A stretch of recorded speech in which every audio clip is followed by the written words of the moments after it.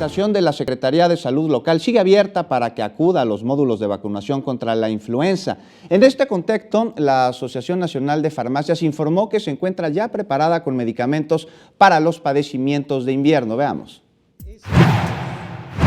Luego de que el Instituto Nacional de Enfermedades Respiratorias anunciara que la cepa de influenza H3N2 predominará de forma agresiva durante la temporada 2017-2018 por una variación genética, la Asociación Nacional de Farmacias de México, AC, señaló que se encuentra asegurada la producción de antivirales para el tratamiento de dicha enfermedad.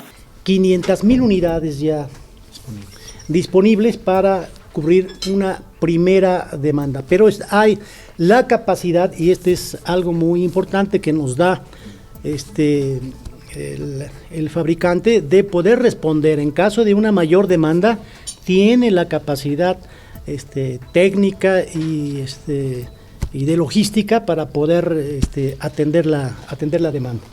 Pascual Ruiz señaló que de no tomar en serio los síntomas de influenza, como son fiebre alta, dolor muscular y dolor de cabeza intensos, podría ocurrir un brote de la enfermedad como sucedió en Australia, donde se reportaron más de 2,000 muertes.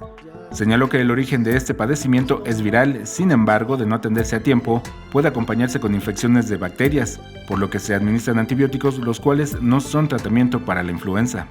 Claro, el padecimiento se origina por virus, es viral, ¿sí? Pero si se descuida, al final viene una congestión bacteriana y entonces por eso el médico les prescribe algún antibiótico. El presidente de Anafarmex insistió en la importancia del uso de cubrebocas en caso de estar enfermos y el uso de gel antibacterial, y sobre todo de no automedicarse en caso de sentirse enfermo. Alberto Álvarez Santana, 21 Noticias.